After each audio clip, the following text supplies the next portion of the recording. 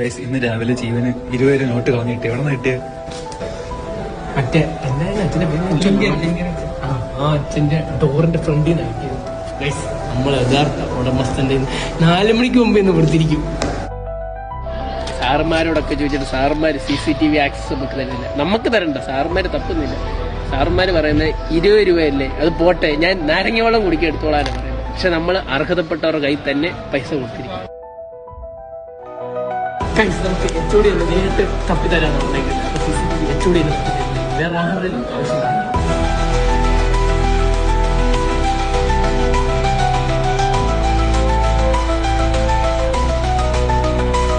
നമ്മൾ കണ്ടുപിടിച്ചു, ആളെ കിട്ടി. പക്ഷെ ആളെവിടാന്ന് അറിയത്തില്ല. ഇനി നമുക്ക് അടുത്ത ഇൻവെസ്റ്റിഗേഷൻ.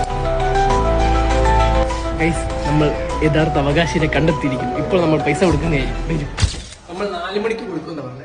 12:20